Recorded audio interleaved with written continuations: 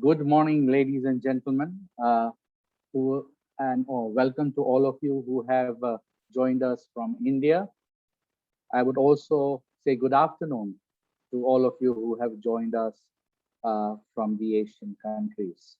Uh, we're going to discuss today at the thematic panel about the post-pandemic urban recovery with regards to climate finance and what the Asian cities and India are planning to do and are doing.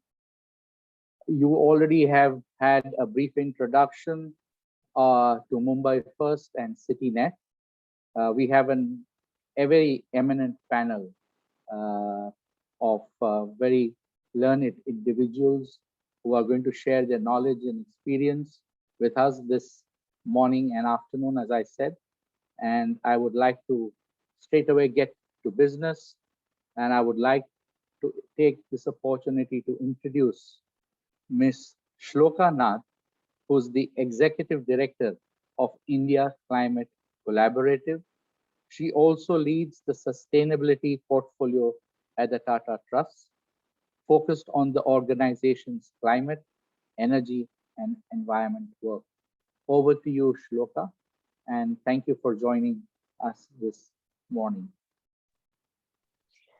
Good morning, everyone. Thank you, Dr. Mehta. Thank you to Mumbai First for inviting me to speak with you today. It's a great honor and a wonderful opportunity, I think, to share with you all some measure of our journey in directing climate finance to build a post-pandemic urban recovery. As Dr. Mehta mentioned, I do lead the India Climate Collaborative, and we're an India-led platform of over 30 Indian and international donors, over 100 or so technical partners that represent the Indian and global climate ecosystem. And at our heart, the ICC was really increased funding too, as well as engagement with the climate space in India from domestic philanthropists. And we do this by playing a unique role as a convener and a connector. Our platform actually allows us to expand dialogue and collaboration, very much like Mumbai First, between different climate actors by creating opportunity for our, networks of partners and other organizations we know to come to the same table. So we use our vantage point as an ecosystem builder to identify trends in the climate sector, to reduce duplication, and to grow underinvested subsectors and organizations. Perhaps the most important, we use our platform to elevate climate actors. Collaboration, of course, we know this, can amplify existing voices and really help develop future leaders to tell the story of India through the lens of Indian institutions, individuals, and communities. And this is really an important sort of aspect of the climate story in India, because it's not only about livelihoods, it's also about lives. It's a human impact story. It's deeply woven into our economic growth. It's a story about vulnerable populations, and it's going to be that way for much of the global South. So how we in India choose to shape that narrative will have big implications for the whole of the global South. And that in turn will shape, of course, the larger global narrative. It's a story that needs to be told.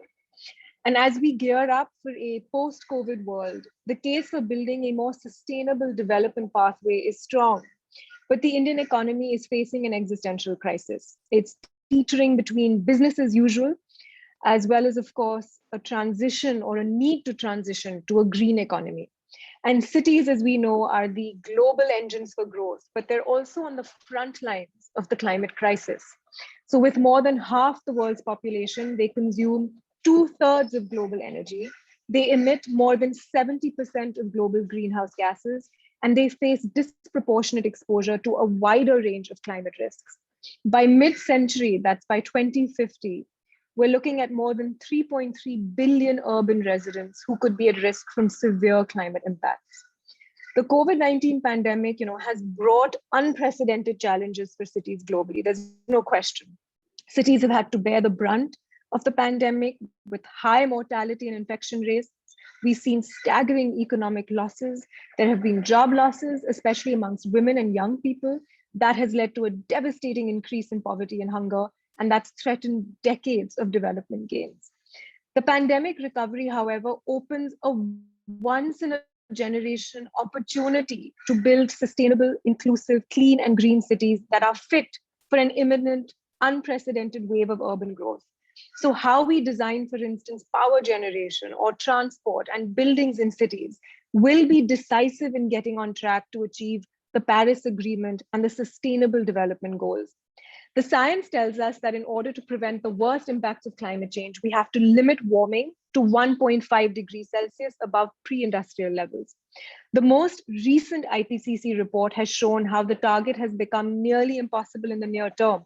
And it set the context for how rapid climate action needs to be in the next 10 years. But not all countries and cities, for that matter, share the same starting point.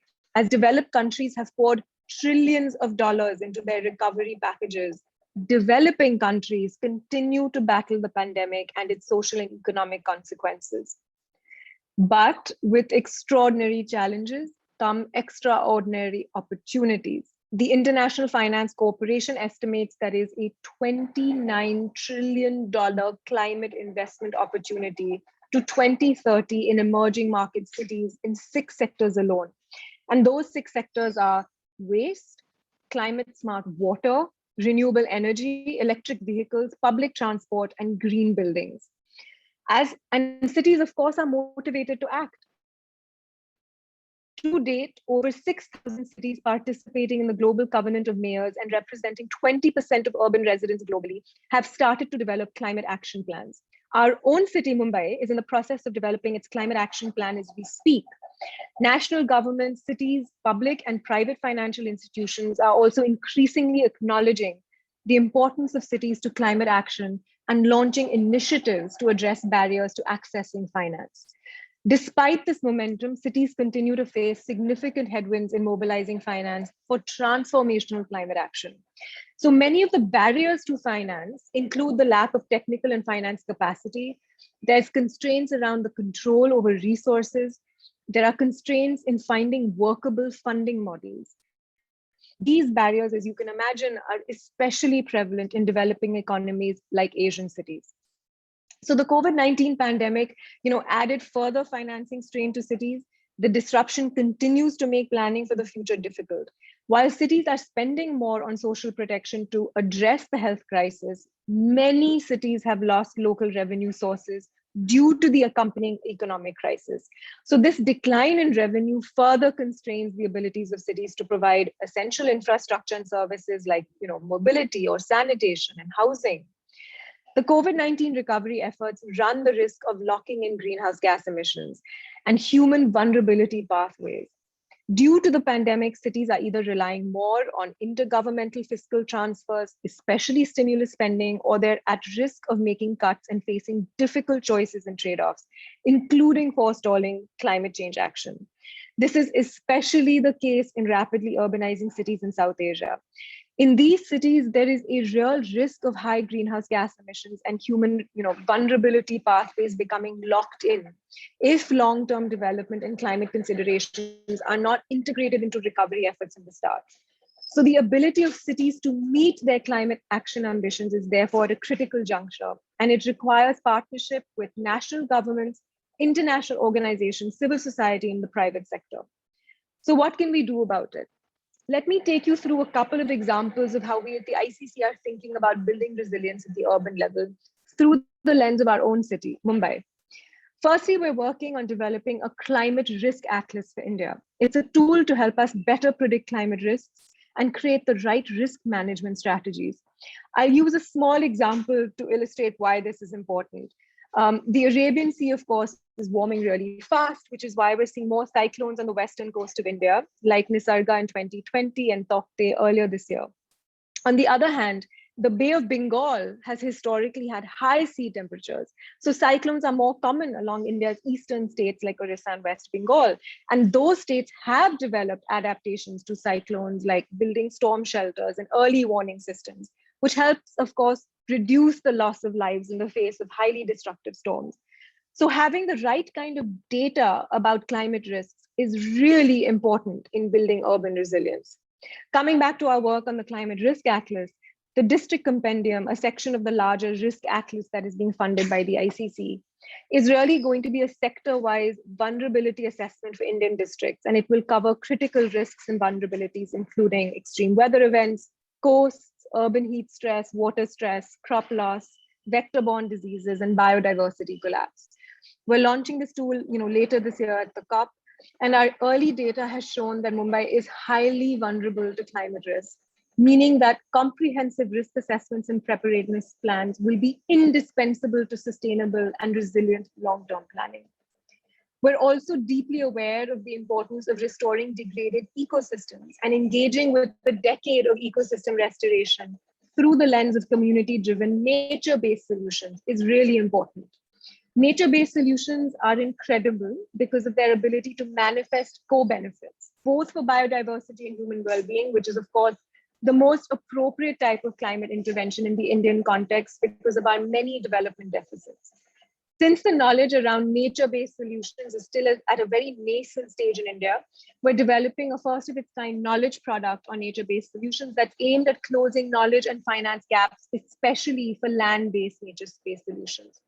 So the idea is for this knowledge product to really serve as an investment guide that informs, inspires, and empowers the funding community to direct more attention and resources to nature-based solutions in India. The knowledge product is going to target a range of domestic and international funders from the public and private sector. And the idea is to explore a range of financing mechanisms from traditional grants and concessional capital to blended finance, impact investing, amongst a host of others. I think nature-based solutions are especially important in the urban context for cities like Mumbai, where we experience flood risk because we've lost a lot of our absorptive capacities like wetlands and green spaces to development. In order for us to build a resilient future for Mumbai, we need more coastal protections through our mangroves, for example, more green cover to combat mounting urban heat and to help with monsoon drainage. And the good news is we're on the right track. Mumbai's action plan is prioritizing the use of nature-based solutions to increase urban resilience. On the policy side, we've been involved with a number of partnership models with a number of leading organizations, including, of course, Mumbai First. And the idea is to really develop credible and scientifically proven roadmaps anchored within the realities of the ecosystems and aspirations of local urban communities.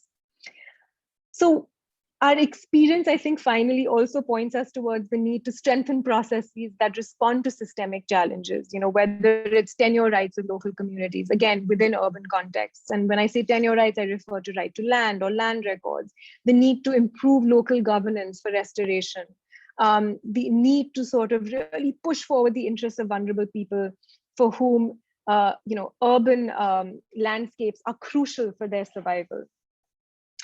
So where do we go from here? I think current urban climate finance flows and enabling conditions to mobilize greater levels of urban climate finance need to be better understood, need to be better measured and tracked so that we can inform how nations and cities can best become more green and align vertically the existing urban finance systems and intergovernmental architectures at both the local and national level. So how do we increase that green share?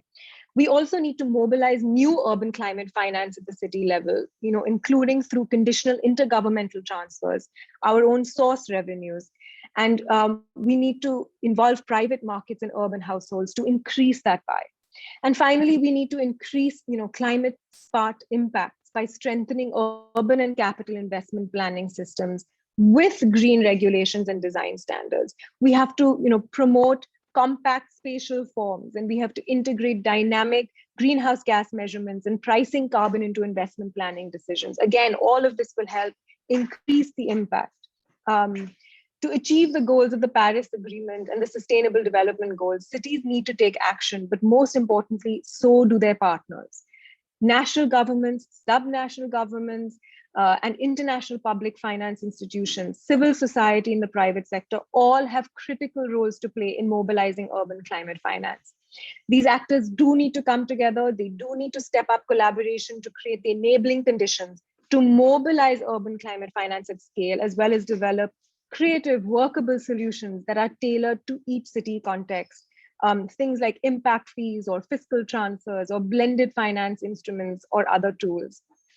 I think this is a pivotal opportunity to set the world on track to solving the global climate emergency, and of course, securing a healthy, sustainable future for all. And I'm so glad Mumbai First is picking up this topic and driving it forward with all its weight behind it.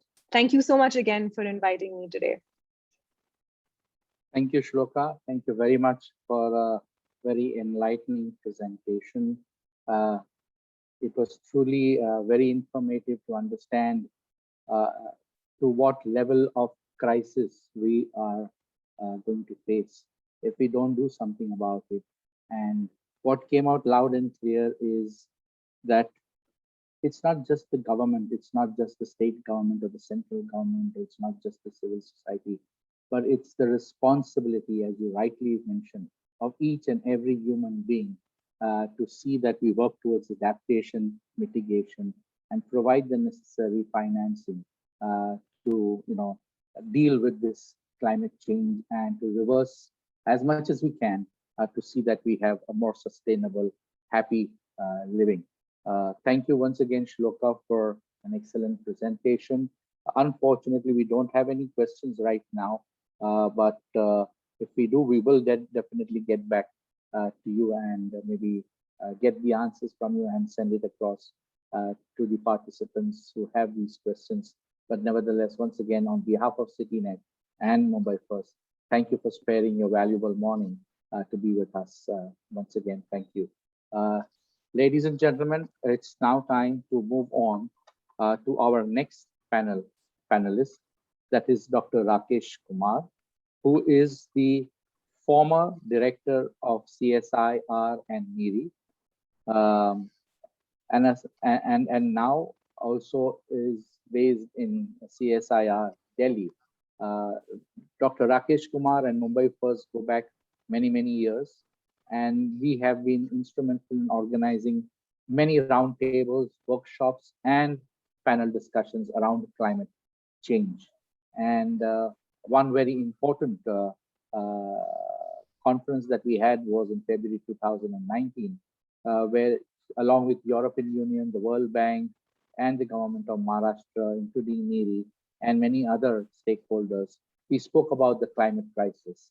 And the report that was put out on during that climate crisis conference is now being spoken of in newspapers today and by the environment minister and the chief minister. And the statistics that the report gave and the recommendations that the report gave have now come across to all in India and have been discussed very widely. With these few words, may I ask Dr. Rakesh Kumar to please give his presentation. Rakesh, your presentation will be handled by the CityNet organizers. So when you want them to change the slide, please mention so that they will then. Can I use my own set of slides? That will be easier. No, sir. Yeah. I guess let him, sir, use his side. If any problem. You can do that. You can do that. Thank you. Thank you, Dr. Mehta, and good morning and good afternoon to everyone. It's always a pleasure to be part of Mumbai First initiative, and discussion is very special because you get the right kind of people. The first talk which was given by Shloka was really very optimum in terms of the overall thing that we wanted to hear. And we look forward to more of such discussion because we come from technical side. So I would like to share what are the technical issues and some financing related understanding which we think is very relevant here. So I'll use a set of slides. Give me a minute to come there.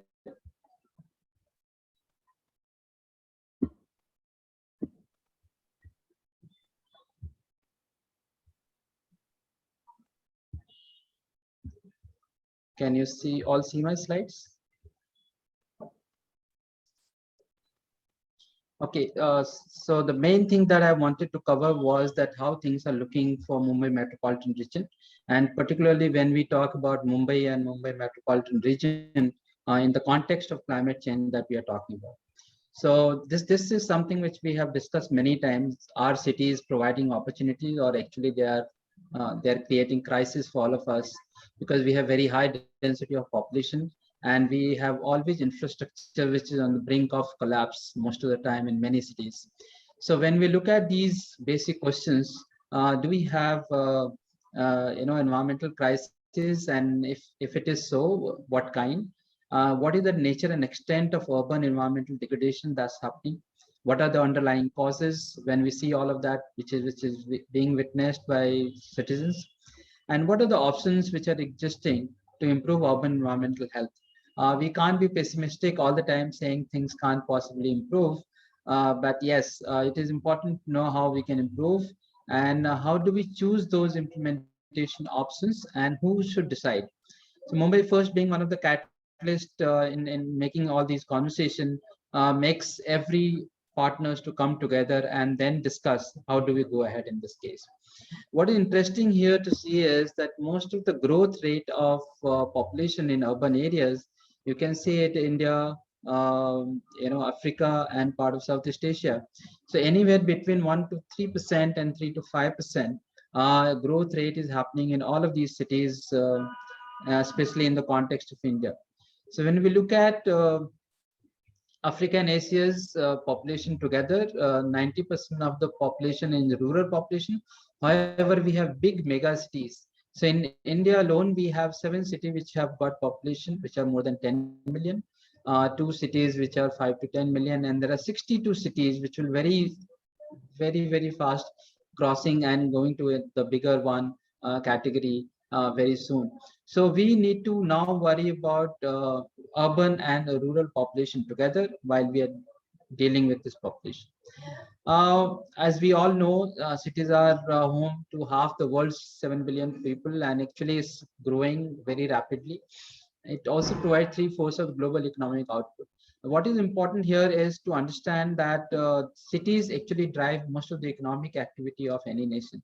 And if you don't give enough importance to them, chances are that we will have double whammy, in the sense that rural population wants to come to cities. Cities are not good enough to take care of them, and therefore we have crisis at both the sides.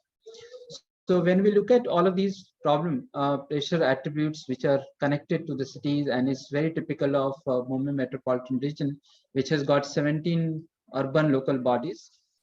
We start with population, poverty, economic activity, basically, which is leading to waste and emission generation, resource use and degradation. And now we are getting fully aware of climate change linked disasters. Fortunately or unfortunately, we have good action which are happening from NGOs, NPOs, and judiciary. In some cases, some of these acts can also be viewed in a negative fashion, depending upon which norms and which place we are talking about. When we look at attributes of success and failure, it looks like, particularly in the context of Mumbai, I would say awareness is pretty high, but is awareness leading to action? That's a question which we should all be asking us. Regulation and pricing policy, property rights and land use, which Sloka also talked about very strongly. And that's something which is going to make a lot of major changes when we talk about climate change related impacts and how to take care of them. Of course, institutional failures is linked with political and ecosystem boundaries. Typically we have seen the political and ecosystem boundaries don't coincide, and that is where the institutional failures have been seen in our country. And that is where there's also an opportunity. How do we link that so that we are able to forge alliances and partnership to address all these problems and solve them.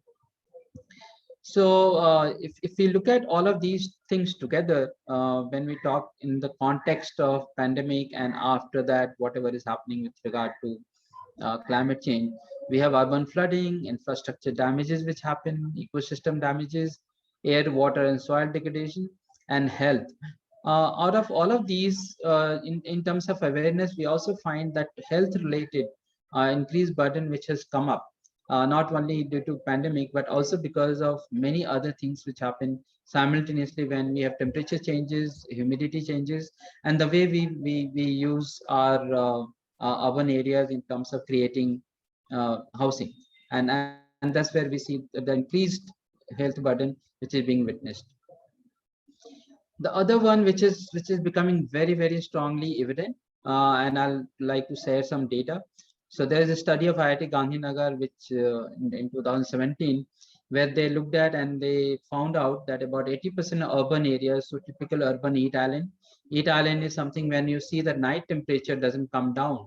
So you can see it. This is the downtown where the temperature is almost 5 to 6 degrees higher, even the period when it should be cooling off. Some of the data sets which have been recently done with some of the researchers at NEDI and elsewhere. What is important here is that if you see this map, many of those who are familiar with Mumbai metropolitan region, this is your Mumbai region, which is one, Kurla. Two is your Sanjay Gandhi National Park. Three is little outskirts of Mumbai, that is Mira Bhayandar. And the fourth one is Kolegaon, which is quite far away from the city. What you can see is, although the area seems to be similar, but we have a difference of about 5 to 6 degrees centigrade temperature and average temperature because of urbanization which is happening. Now, when we look at this land use, land cover data, this is 1998, this is 2011.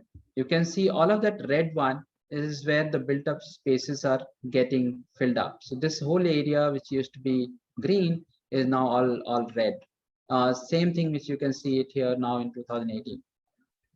So what is actually happening over a period of time is that this land use change is leading to temperature change in a larger context. And typically what we have seen is that the Kurla region, which used to be in the range of about 31, 32 degrees centigrade, goes as high as 39 degrees. Similarly, Sanjay Gandhi National Park, which is a national park, which is supposed to be green, we don't see much of change, but that also because of adjoining region, because the built-up space around the Sanjay Gandhi National Park has increased, it is also seeing a significant rise in temperature. The one which you see, Kolegaon, is the one which is still reasonably green. There you don't see that kind of change overall when we compare all these areas. So what do we do when we see some changes which are happening? When we talk about global average temperature of 1.5 degrees centigrade as our talking point and the target, but in local areas, in the context of 4,000, 5,000 square kilometer area, we see that 5 to 6 degree temperature rise has been constantly being seen. And this is something which is a bigger cause of concern, because if you don't take care of the greening aspect, because you can't control temperature by way of any other method, but you have to keep your greens and the wetland areas, the water bodies, and the way we build our buildings. So that's going to make a major difference. So when we talk about all of these, environment has its own assimilative capacity. It primarily means that any waste that we generate, whether it is solid or in air or water, it assimilates and cleans it up on its own. The moment we do little more than what nature can do, we exceed that capacity, and then we start seeing all the degradation, which is very evident in many of our areas. So what is important here, which Suroka also mentioned it, is that link each and every department and ministry's goal with the climate change, not the other way around.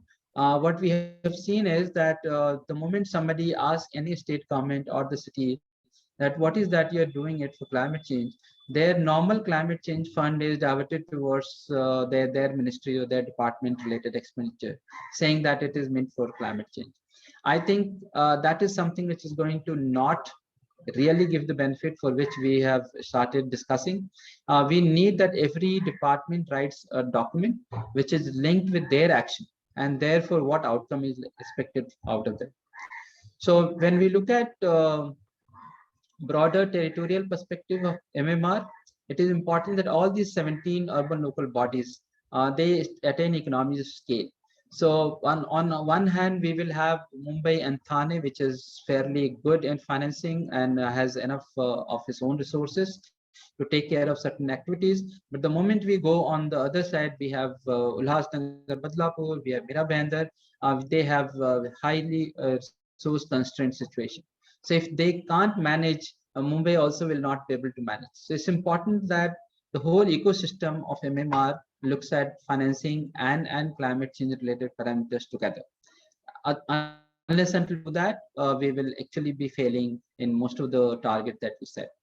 Resource accounting, as was also mentioned earlier, is very important, that unless until we connect each of them, we will not be able to manage them well.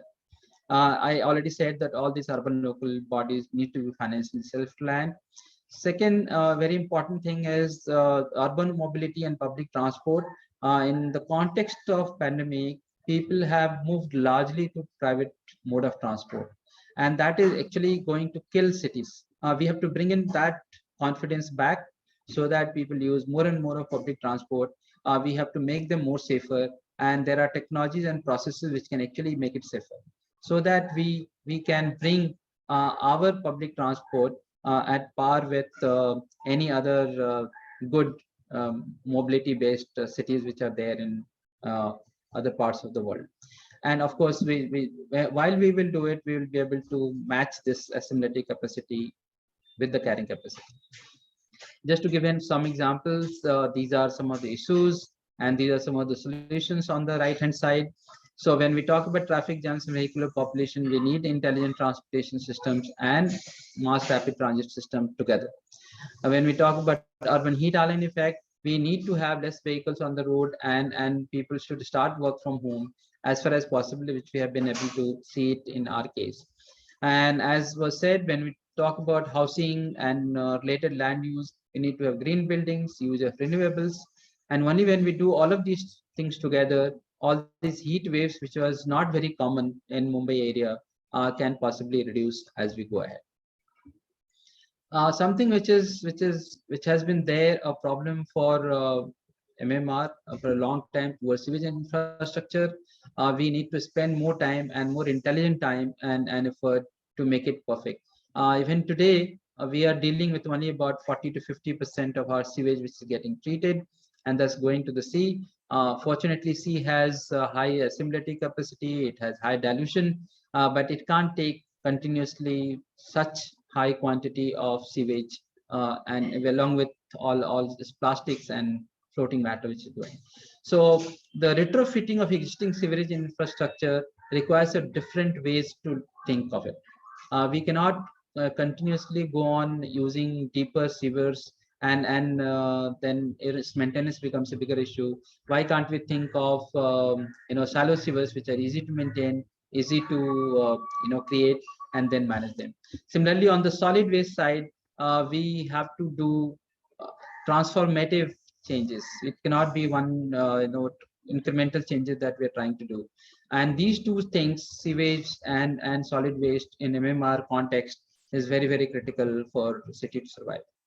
While I have a couple of more slides, just wanted to share with you that what is that which is happening in India when we talk about climate resilient city action plan. And for that, based on the international principles, cities like Udaipur, Siliguri, Coimbatore, and Rajkot have started doing it, and they have started accounting for how much CO2 is being fixed or being reduced.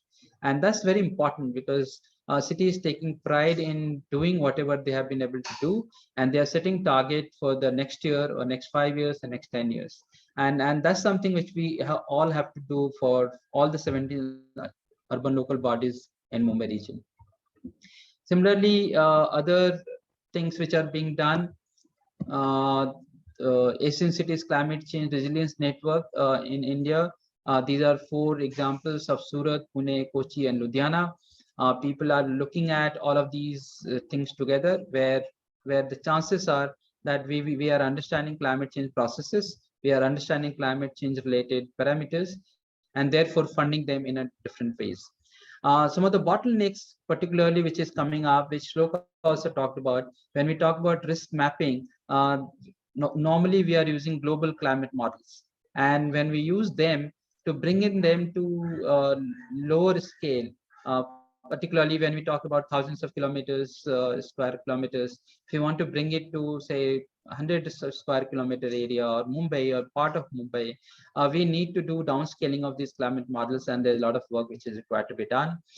We have been doing some part of it for Vasai Virar region, but something similar needs to be done, which is critical for taking real action on the ground.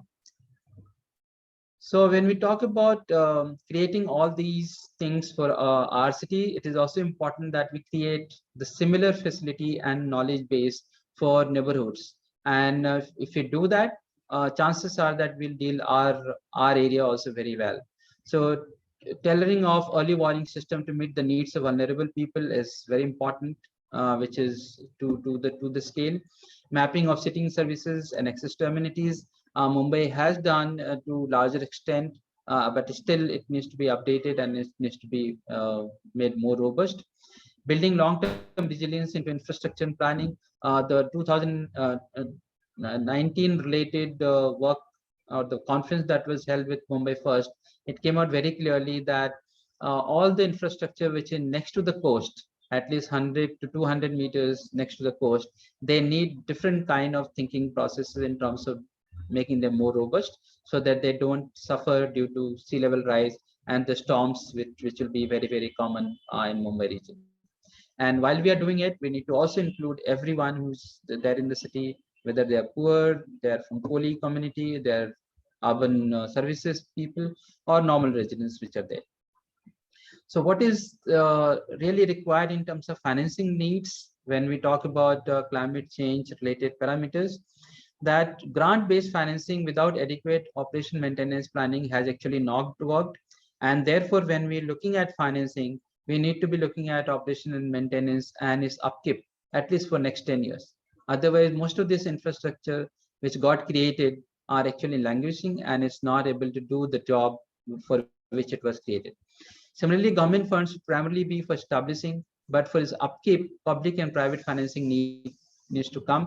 Shlokanath actually she covered most of it in her talk, but there are granulation required in each of these activities so that people understand how much money, who pays, when they pay, and how it is managed.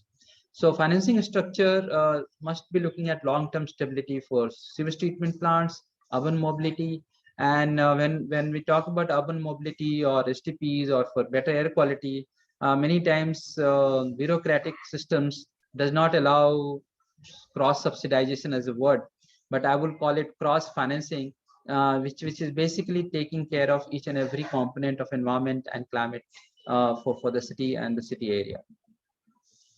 So in conclusion, there is a need to bring this climate resilience in building planning and development of society.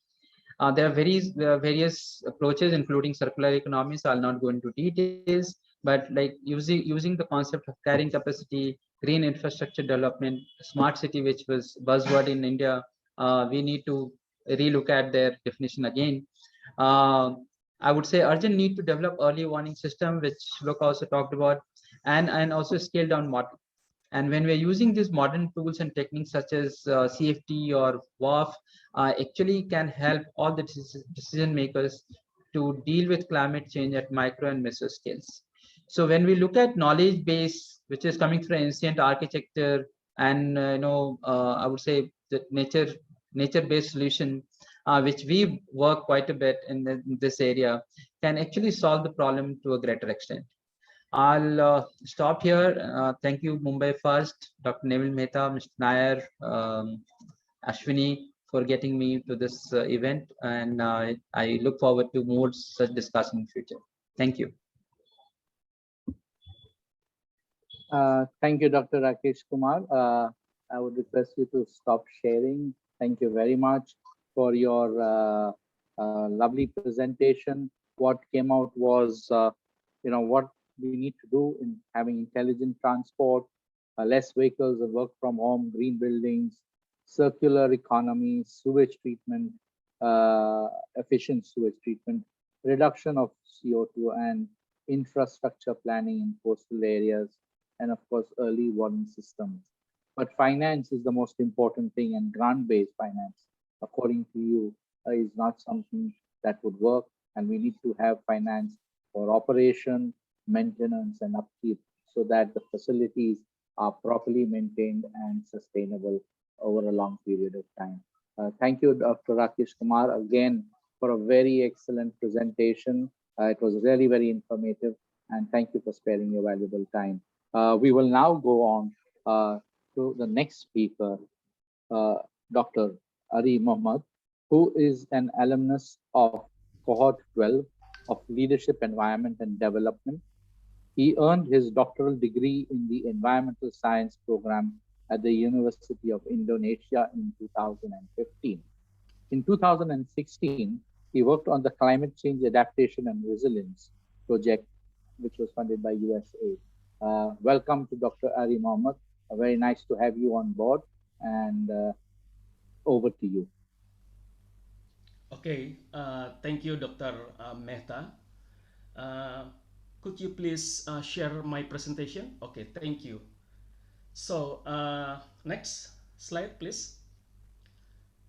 So, our governments, through the President Joko Widodo, like the previous president, keep Indonesian commitment to reduce emission and combat the climate change impact.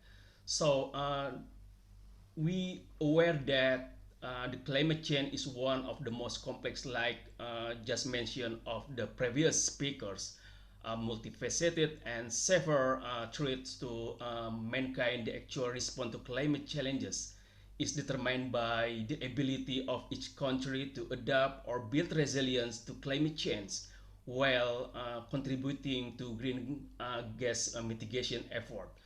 So to demonstrate its commitment, Indonesia proposed a document, Indonesia Long-Term Strategy for Low Carbon and Climate Resilient 2050, as contributing to global goals and achieving national development goals. So, of course, when we talk about the climate change, we also consider about the balance between emission reductions, economic growth, equity, and climate resilience development. And July this year's Indonesia submitted updated NDC to UNFCCC through the focal point of UNFCCC, the Ministry of Environment and Forestry. And of course, Jakarta governors, Anies Baswedan, as the one cities of Indonesia to showing the initiative to combat climate change, has put forth a proposal to reduce carbon emission as a concrete action of C40 major cities to address climate change. And couple months ago, they released long-term strategy to achieve low carbon society. So Indonesia updated NDC, I think just like NDC Indian, will be based on improved data collections, take into account emission factors, include capacity building and transparency mechanisms, and it will also strengthen institutional arrangements, policies, and legal instruments. And next, please. So the local government actually can access various fundings model and environmental economic instrument as well, both purely from the state budget, we call it as the APBN, purely commercial, philanthropic also, government and business partnership, we call it as triple P, as well as in the form of a blended finance and impact investment. So apart from public funds, at the national level, local government can also access funding from the Environmental Fund Management Agency, the new bodies released by national governments, or from the government non-budget investing financing. So this is, I want to call that the Indonesia government has issued various financial instruments to assist regions in obtaining funding for the environment and climate change and opportunities provided by international organization and bilateral cooperation between countries. And however, the basic problem is how to realize effective and efficient financing in a program. So I would like to address this issue. So local government can also collaborate with ministries agency to access green sukuk initiated by Ministry of Financing, or provide letters of support for civil society organization, for example, like us, ICLEI, Local Government for Sustainability, and also academic and the private sector in assessing the Indonesian climate change trust funds. So the last institution provided by National Development Planning Agency. Next, please. So the local fiscal capacity, which is only 20%, will need further 80% of other funding support in order to implement the climate change mitigation and adaptation. And for us, for Indonesia, this means strengthening them to be able to actively seek other climate change fundings outside the state budget, which means that they are still far from the required figure. And of course, we seek international partnership opportunities to support a sustainable transition to a low carbon economy and a green recovery after the COVID-19 pandemic. And we see this effort as an opportunity to begin a transnational pace that will lead to the transformation of our overall economic, social, and environmental development. So in order to access the fund, subnational government must be able to identify and appropriately place the environmental economic instrument models by also taking into consideration the prevailing legal basis. And subnational government plays a very strategic position in the fight against climate change, in which their fiscal capacity will be one of the criteria used by line ministries in providing or I call it as forwarding the available grant for the purposes. So I want to say that improving regional fiscal governance, one of which is through budget tagging, is the best way for local government to allocate budget related to climate change adaptation and mitigation activities. Next slide, please. So this is the example, the collaboration between ICLE, our organization, with Jakarta provinces. We call it as the Ambitious City Promises, focusing on the engaging citizen driving climate action. So the goal of collaboration are preparation of the Jakarta Provincial Strategy document to accelerate the achievement of the inclusive and participatory greenhouse gas emission reduction target. We call as the Ikhtiar Jakarta. Jakarta is promise, its meaning of promise. So or effort. So and then the second is capacity building for program city government staff on climate change issue, because we really concerned and aware that the climate change issue is very dynamic in terms of population, scientific, and then of course about economic also. And the last is jointly identified pilot project implementation plan inclusively and in accordance with the strategy documents.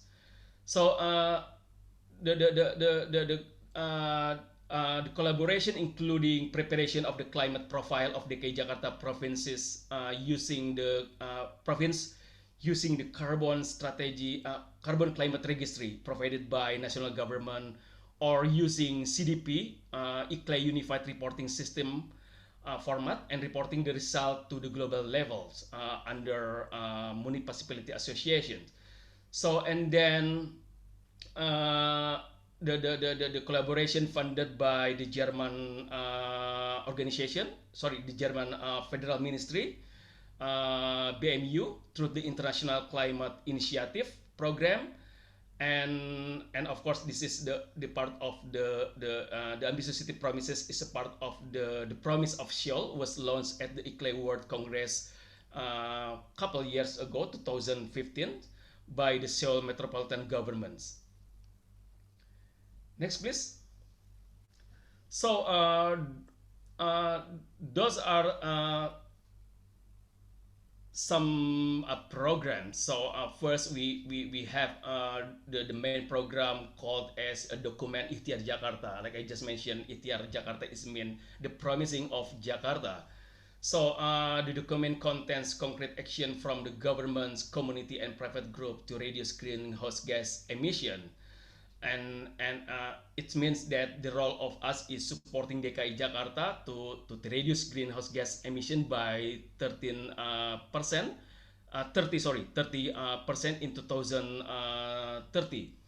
So Ikhtiar Jakarta is a document that contains an integrated strategy and action plan that combines mitigation and adaptation action to overcome the climate crisis in DKI Jakarta. And this document contains stakeholder commitments in climate change sectors, such as energy and green buildings, transportation and air quality, solid waste, water and wastewater, green open spaces, and urban agriculture and health and disasters. And the other is we also built website Ikhtiar Jakarta as a part of the how to encourage community in Jakarta engage in the platform for climate action. So and the others is pilot project as the how to give the community best practice related to the climate change. We build hard infrastructures, community based waste management, uh, uh, organic waste become plant fertilizer and fish farm feed, which we call the black soldier fly. And of course, we also uh, focusing on the sub infrastructures.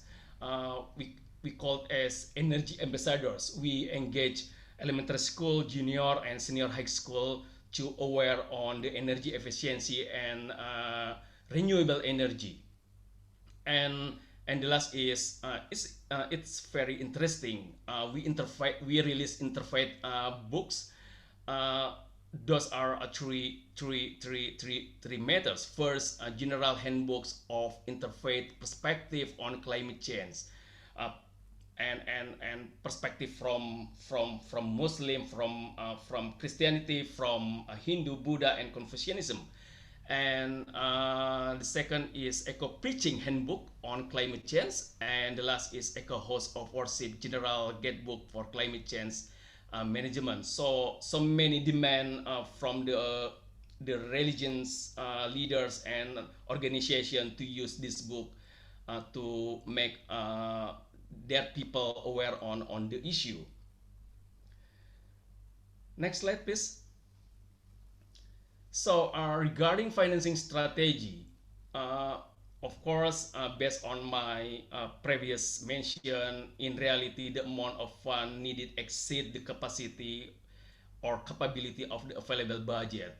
So that's why, because on the other side, we really concerned that climate action requires program or activities to increase institutional capacity and resource development and purchase technology, hard structure and soft structure as well, and of course this will have implication for funding needs. So the need for funding as an important indicator in implementing climate action program, and activities must be explicitly stated in the development planning of agencies, of ministries, so that they have a good and optimal operational powers. And talking about the fund, the private sector also has an important role in providing funding for local governments in the form of equity grants and corporate social responsibility programs.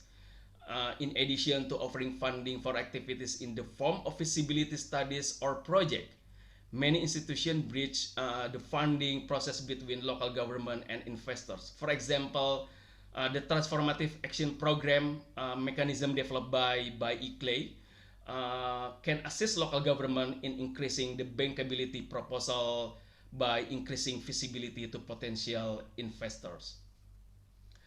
Next, please. So when we talk about the financing strategy, of course we have to ensure that the program or activities that are set are priority programs, uh, and how to manage fund effectively and efficient so that climate change agenda and issues are not placed as a new agendas that workload develop sector or institution. Based on our experience related to collaboration with the governments when they are developing agenda and programs. A lot of program offered by agencies, and it make us difficult to look at what is the priority, the real priority for for for for for some region. So that's why this is the challenges for us to how to make the priority. So that's why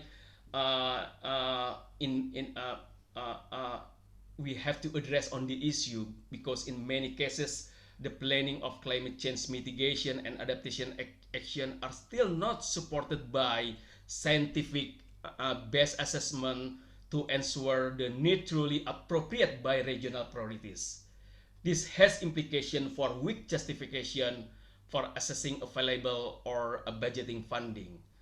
So that's why improving funding governance is an approach for every key and technical sectors to work based on an integrated and coordinated plan. So next slide, please. So when discussing climate change agenda at the national levels, three important elements in supporting four important element in supporting climate change actions: aspect of institutions and human resources, technology transfer, and funding. In its development, the funding aspect has become the issue that has received the most attention and discussion, because it is considered to be an aspect that assists the parties to implementing the commitment, plans, and strategies that have been prepared and scheduled into development plans and strategic plan for each province, city, and district, and even villages. So the preparation of an action strategy, which include, if you look at the figure, adaptation need assessment activities, climate change mitigation as a scientific basis, followed by technical need assessment based on the identification what is the critical aspect in the one area related to the climate change impact, so we can know what the adaptation option for response for intervention the case. So follow the situation. Of course, we need technical need assessment and capacity building to respond on that. Of course, the technical need assessment and capacity building for stakeholders, and this is followed by technology need assessment, and the last is a funding need assessment will assist in the effective and efficient provision and use of funds. So this is this systematical thinking and approach, not based on the reactive and based on the request of every agency without the scientific basis. So this is the critical and the opportunity uh, in particular for my organization to assure the local government that when we talk about the strategy, we can start from the science to policy and policy into action. But of course, the action should be reflected by the situation of what we need related to the capacity building, what we need about the technology, and the last is based on that we can clearly look at the need of the finance. And of course, the last slide, I would like to to to to close with my conclusion. First, the effort to mitigate and adapt to climate change requires strong cooperation between development sector, because the climate change is not new issue. Climate change is about development. Both of these efforts require substantial funding sources in order for the current development funding to run optimally toward the achievement of low carbon and sustainable development policies, and program must be based on priorities. One area, I think, one or two priorities related to how to copying the impact of the climate change. And of course, uh, not all sectors can put as the priority related to mitigate the climate change.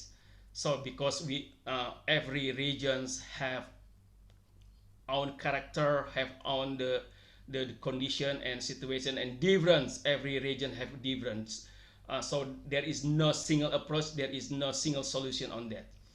And the last is a global commitment to funding climate issue marked by bilateral assistance and funding offers, either through a country development funding assistance agency or direct cooperation with the government of the country concerned, as well as the use of funding from the business or private sectors, including how to build the finance innovations, for example, like tax carbon, or how to relocate the GSR to build the green technology and sustainable development activities.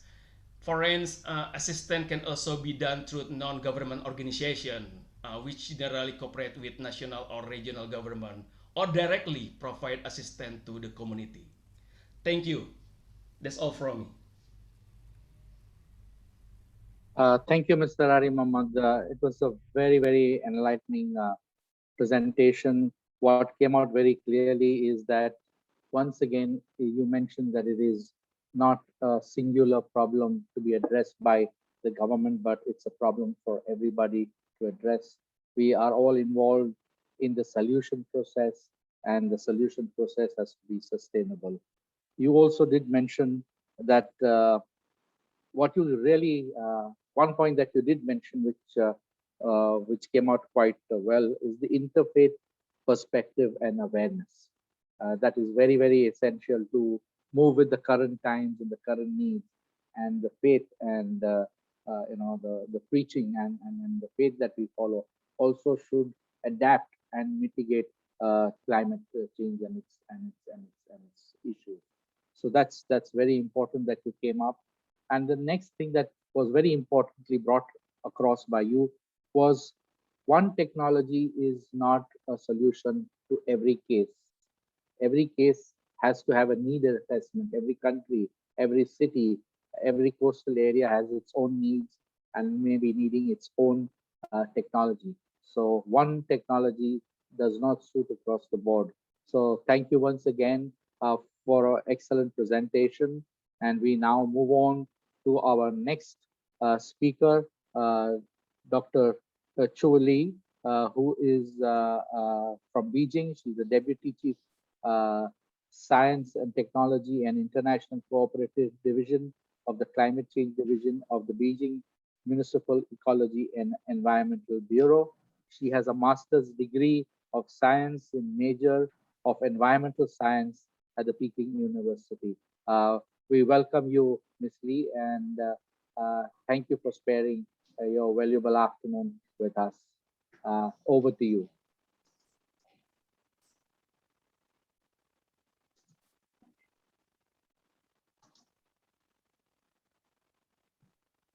Do you have a, Yeah.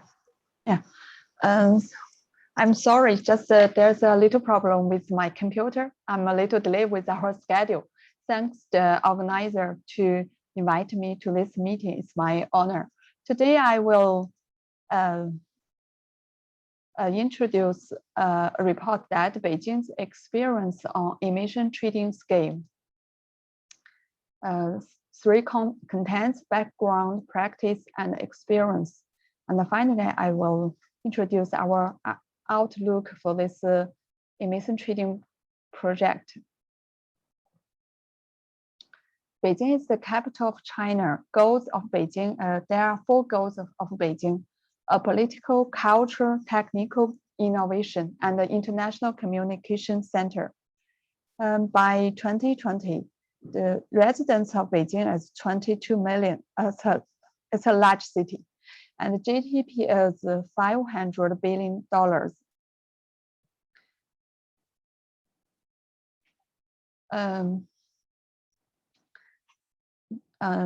As you all know that China has just President Xi has delivered a pledge to the international society, greenhouse gas emission reduction is China's long-term policy.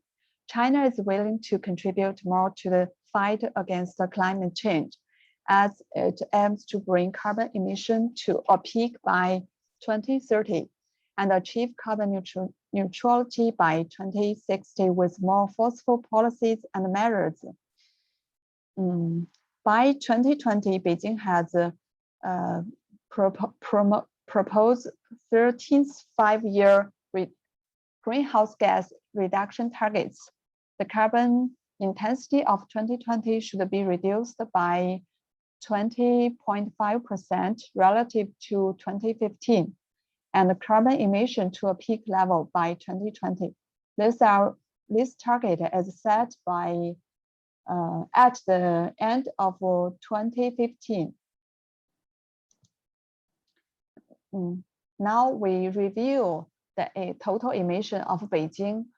We find that Beijing has greenhouse gas emission reduction has got a lot of achievements. The total amount of carbon emission is reflecting and shows a very stable trend. And the intensity per GDP is decreasing very fast at the lowest level in China. Then this is the first part. I give a brief introduction about Beijing, and then I will introduce the practice and experience of Beijing emission trading, the marketing tools about carbon reduction. In Beijing, we began to launch the Beijing emission trading scheme on November of 2013. Now we are in the third phase. In Beijing emission trading scheme, we have three phases. The first phase we start was we began to build this market. And the second part is from 2015 to 2018. During this period, we increased the entities in the market from 400 companies to 800 companies. And since 2019, we are in the phase 3 part. In this part, we have enclosed a lot of fine management tools in the marketing, in the emission trading market system. To guarantee the stringent operation of the market with scientific quota allocation, Beijing has issued 1+1 plus a lot of number policies and regulations. Beijing has issued a local legislation for emission trading system in 2013. This is the milestone of the whole Beijing emission trading market. In Beijing emission trading scheme, we have 6 steps. The first is reporting. Each company in the market should report its carbon emission amount. Then the second step, the company will invite third party to verify its carbon emission amount. The third part is Beijing will issue the allowance. We have issued a lot of methods to calculate the quota. After the calculation, we will issue the allowance. The fourth step is we allow the trading in the market. Those companies, if they are short of quota, they need to buy some quotas from the market. If they have surplus, they can sell. The fifth step is the allowance surrounding. According to the law, each company in the market have to surround enough quota to the market management. And if some company they don't surrender enough allowance, Beijing environmental law team will enforce the law. This is the whole working steps. Until now, Beijing, this is the fact. This sheet I will introduce the facts about the Beijing emission trading scheme. We have built an entrance limit. Those entities with annual carbon emission over 5,000 tons should be enrolled in this Beijing emission trading scheme. Now, each year, about 900 entities in the market. Beijing emission trading scheme covers over 40% of the total greenhouse gas emission in this market. Until now, we only control carbon dioxide. About the other 5 carbon emission, until now, we don't enroll them in the market. Those companies focus on power plants, heaters, cement plants, petrochemical plants, and public transportation plants, and service and other industrial. In each company, all the emissions are in the control. This power plant, I will introduce our method to distribute the quota. Until now, free allocation in Beijing emission trading market, all the quota to each company are free. And we are also considering auction in the near future. And for the quota, we mainly measured as about as we are using benchmark about 10% of the national wild. To promote market liquidity, we also allow 5% offset credits into the market, includes local forest sink, cross-regional forest sink, and also China emission reduction and low carbon transportation reduction. These credits provide a flexible way for entities to surrender their carbon duty. And also we can, with these credits, offset credits, we can improve the market liquidity. This project is we start in 2018 to encourage the public participation into the low carbon transportation. Beijing developed a method and a platform to calculate and collect the carbon emission reduction of a trip by walk, bicycle, or public bus. Each citizen, if they are interested, it is volunteer for them to enroll in this platform, to take part in this project. Then the representative of the platform can trade reduction amount in the emission trading scheme and refund money to the public. This party-style project is very popular in Beijing now. About 80,000 persons are in this project until now. And I will also introduce one more case study. It is about Beijing Drainage Group. It's a very, very big company in Beijing to treat those wastewater. In this, the right program,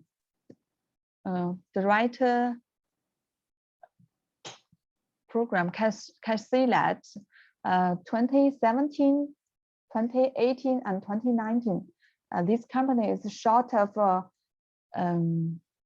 quota, but the shortage is minimizing because this company is introducing photovoltaic panels on the open place in these plants. and also collecting the methane and use the methane to power plant. With all this new technology, Beijing Drainage Group achieved quota surplus in 2020. In Beijing, the benchmark for quota is very, very strict. We tighten this benchmark each year by 4%, even under this regulation requirement.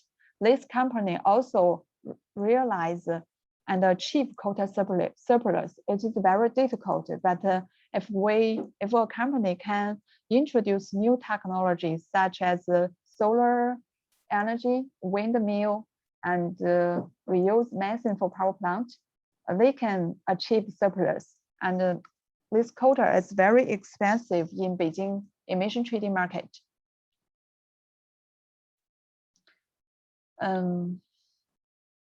Since the market launched in 2013, more than 6 to 8 million tons of carbon allowance and offset credits have been traded in this market, with a turnover of nearly 1.9 billion yuan RMB. Among them, about 40 million tons of carbon allowance were traded, with a turnover of 1.72 billion RMB. And we can see that in 2020 and in this year and last year, the price of the quota is very high. It's about 100 RMB per ton.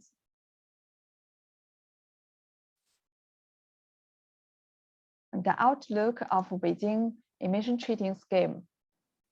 By establishing a carbon emission trading market, raise the key carbon dioxide emitters awareness on energy conservation and carbon emission reduction, enhanced their awareness in low carbon work, and provided an alternative for them to fulfill their responsibilities of energy conservation and carbon reduction. We will improve the carbon emission trading system and speed up the building of climate smart low carbon cities. According to China's, as you know that China is building a national emission trading scheme, and it also started to trading in this July. After this China's national emission trading scheme started, Beijing will transfer 14 power plants from Beijing ETS to China's ETS, but Beijing ETS will still work as well as before. We will focus on those service companies in Beijing. For example, some colleges and hospitals and some buildings. And we are also trying to including cargo truck fleet and aviation enterprise into Beijing emission trading scheme. Thank you for your attention. Thanks the organizer to invite me to attend this meeting. Thank you, Shunmei Li, for excellent presentation. Very informative to know that China is going to be carbon neutral by 2060. You already are talking about the 20% reduction in the greenhouse gas by 2020.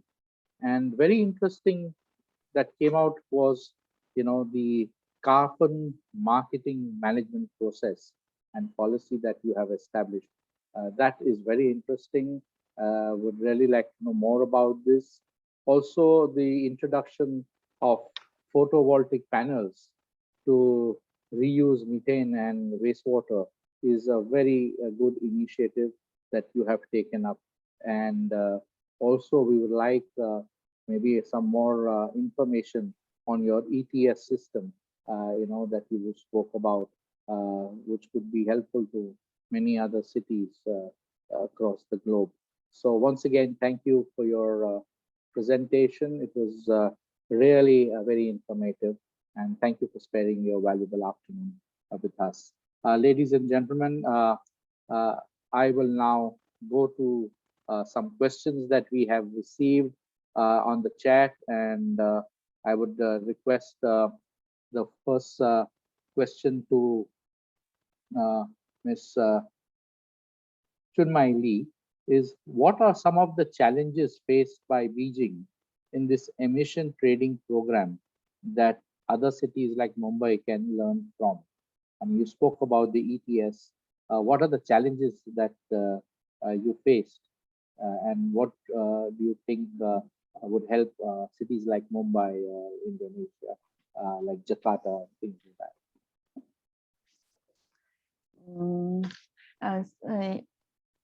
Because the emission trading scheme, if a city want to build emission trading scheme, the first is we need to set a limit to ask what kind of companies into this enrolled in this market. So all the companies, they like to write a lot of reports to our bureau to tell us that you build an emission trading scheme is very good, but we are not in your scope. Please let us free. They don't want in this market, because in this market we will set a very stringent benchmark for each sector. So they will try a lot of ways to fight with us. For example, write letters to the mayor, and also maybe in the media. Facing this challenge, we think the best way is to issue a law. And in Beijing, about the market is in use about 2 years. We issue a law, a local law for this emission trading scheme. I think this is very useful to solve these problems, to make a very certain relationship with the companies and also this scheme. So in the law, in the regulation, we have set a lot of clear requirement for each sector, for each sector. Then each company, according to these regulations, it is very clear for the this company and also the whole society to know very clear what the company needed to do and the cost of them. So I think if Mumbai want to build such a emission trading scheme, it is a very useful tool to reduce the carbon emission. And building a law is a very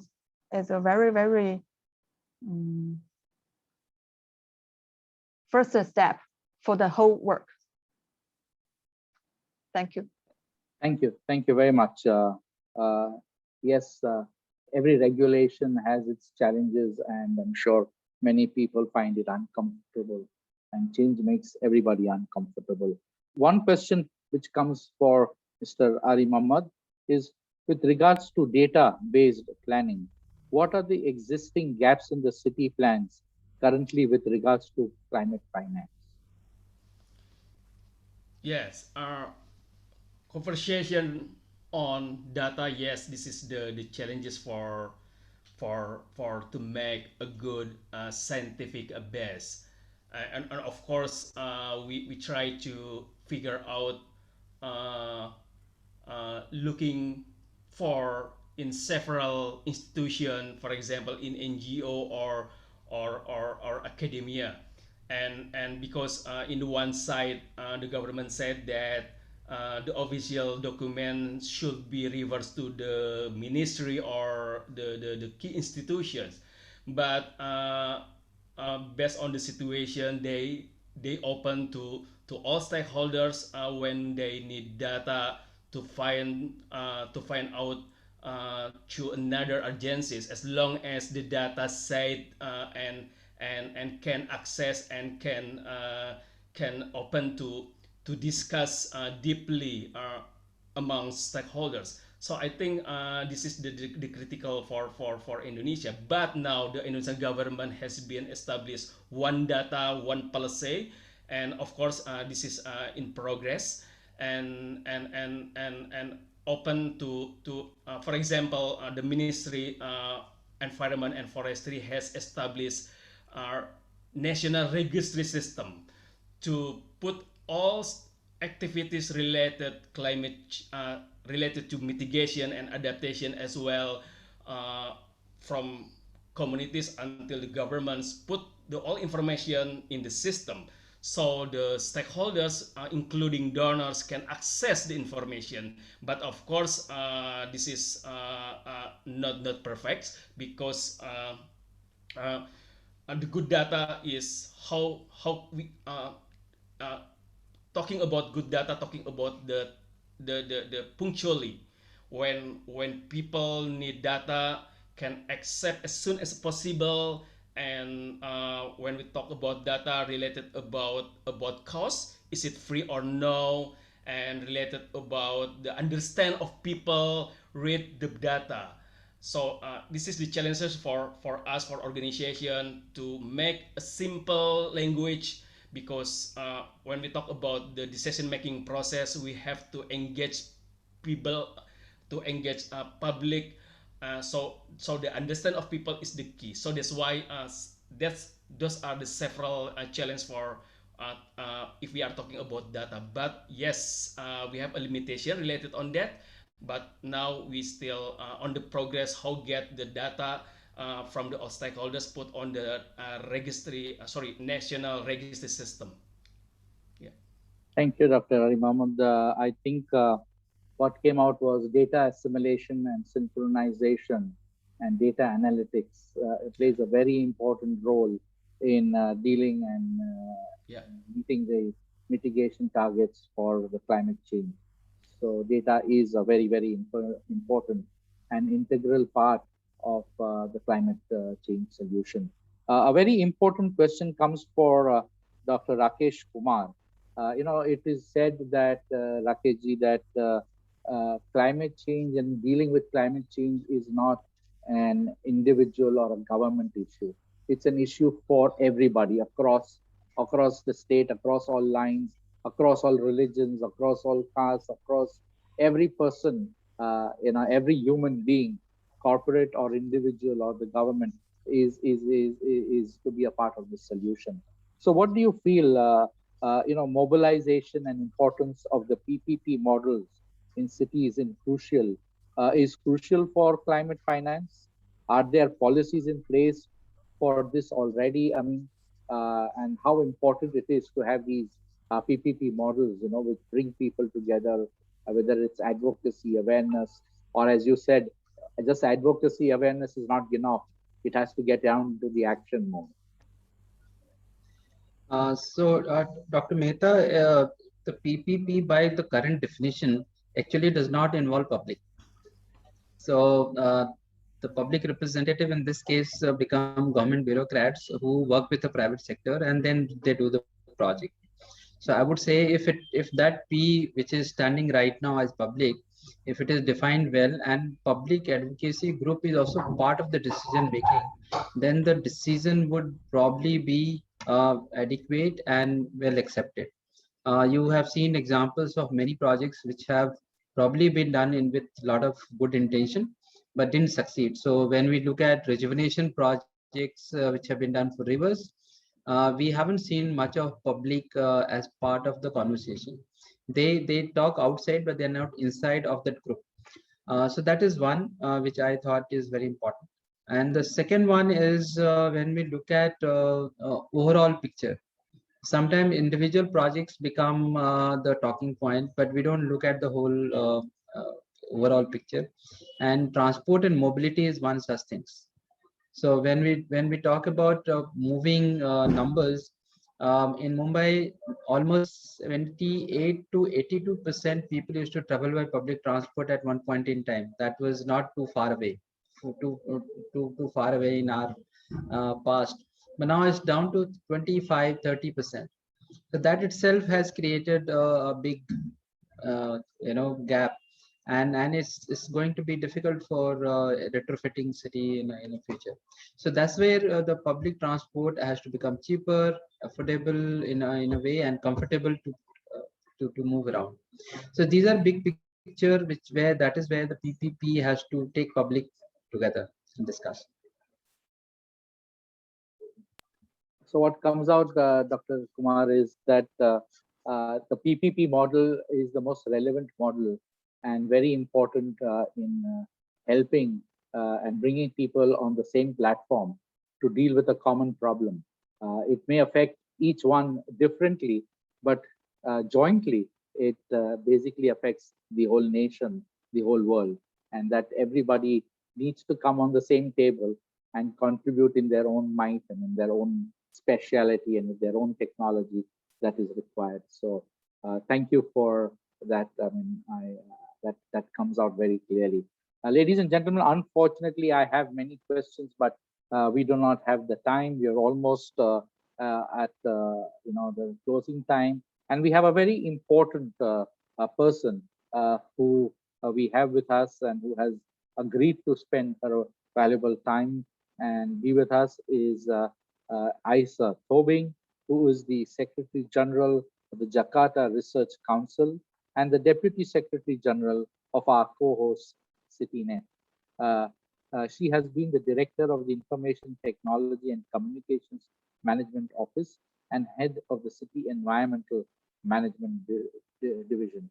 I would like to, on behalf of Mumbai First and CityNet, welcome Isa Tobing, and may I request you to please give your concluding remarks and the word of thanks.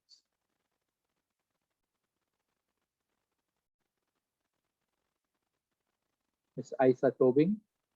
Yes, okay. Thank you. Very interesting discussion today. I'm so happy. So Honorable CEO Mumbai First, Dr. Neville M. Mehta, Honorable the Executive Director, India Climate Collaboration, Dr. Seika Nath, and speaker as research person, Dr. Rakesh Kumar, from Mumbai First, Ms. Chamal Lee from Beijing City, and Dr. Ari Muhammad from ICLE Jakarta, and dear Pauli and other CityNet and all the participants from City. I think they are still here. I'm pleased to be in this half day webinar or workshop in the City and climate action stakeholder. Today we have a short time to understand, share, and collaborate to anticipate climate change, especially with knowledge of green finance and innovative funding mechanism toward low carbon development. I think there are many offers, like Dr. Ari said, to finance carbon mitigation potential, such as carbon trade and carbon finance and carbon tax later on, which offered by assistance from the donor. There are, if I'm not wrong, it's around $200 million for developed city to developing city. So the problem is how to access all the finance.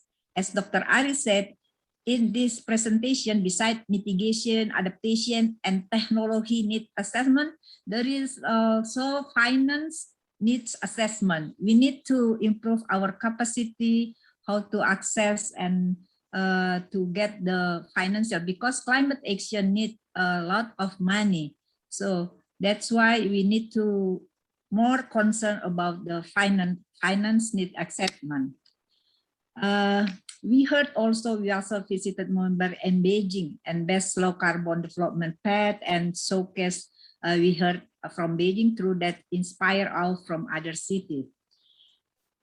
we realize you are now live in highly turbulent pandemic, economic crisis, and it's destructive world. But in the long run, but now we will face the impact of climate change and limited, and also later on limited of biodiversity. We realize and aware facing the global challenge, all countries and cities has been committed to implement global agenda such as SDGs. We heard it before in the few speaker, Paris Agreement, New Urban Agenda, which oriented toward solution to challenges and the impact of global with local action. Cities must do more. This global agenda must be translated into innovative strategy in every stage or urban management in sustainable ways. We now who gathered and this had the same vision and the commitment how to anticipate climate change. We heard that from the three speakers today. In supporting this by doing such this collaboration with Mumbai First and CityNet, I think we have much opportunity to share the knowledge and experience to develop and implementing appropriate policy, as well as the innovative steps for achieving sustainable development. So I think they need, beside financing, we need the collaboration. So we can solve the problem of climate action without financial and collaboration to all the stakeholder involved. I think it's the good things with what CityNet do to make such collaboration all the stakeholders. In addition, after this, we hope after this meeting, I think we hope we could explore various potential and initiative of climate action in our cities that can be disseminated to foster the development of innovative strategies in each city. This is an important thing. So we understand, aware of the right instrument and the importance of climate action in various aspects of urban management. In the end, we can involve and unite the mission of the stakeholders and climate change network to realize the acceleration of climate mitigation action and adaptation as well. Finally, once again, I would like to thank all of those involved and congratulate to all of these participants is still here for following this very interesting. I think we can continue in other meeting, other workshop and other collaboration. Thank you very much. I think that's, ladies and gentlemen. Thank you, Aisa, for being with us, and thank you for summing up and bringing out the importance of finance and how we could manage the finance and how it is very important, not only to a particular city, but globally. I must at this point of time, before I thank everybody officially, I would request the panelists to please stay on after the vote of thanks, because we'd like to have a group photograph for our records. But I must first thank all the panelists for sparing their valuable time, right from Shloka Nath, Dr. Rakesh Kumar, Ms. Chunli, Dr. Ari Mohammed, and of course, Aisa Tobing, for being with us and spending your valuable time, your experience, and sharing the knowledge with all of us. It was indeed a very informative morning for people from India, and of course, from people from a very informative afternoon for people from the Asian countries. I must also thank the press and the participants for being here right on time and being a part of it.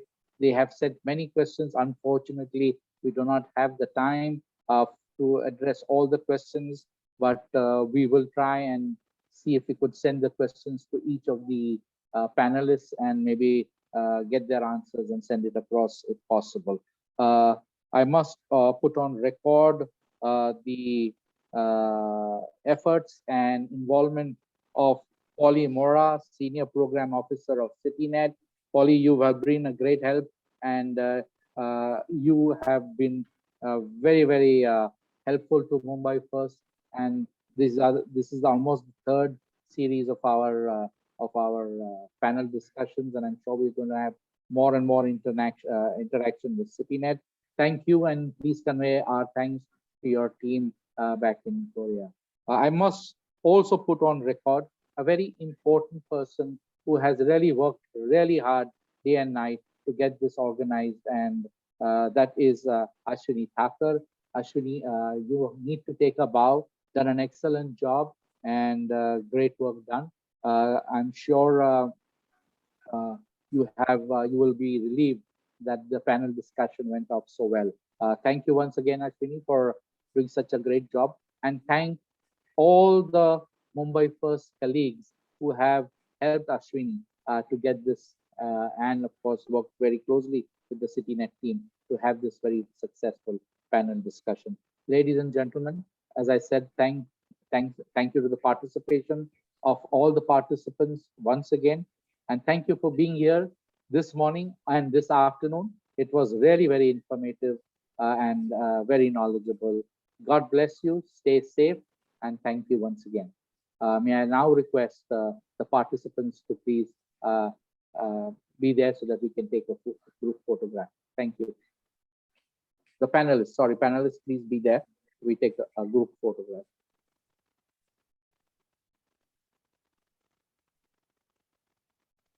Can you switch on your camera? Let me count. Okay, 1, 2, and 3, and another more. 1, 2, and 3. Okay, great. Thank you so much. Okay, thank you everyone. Thank you, everyone. Thank Goodbye. you. Thank Bye. you all. Thank you very Thank much. you, Dr. Nara. Thank you.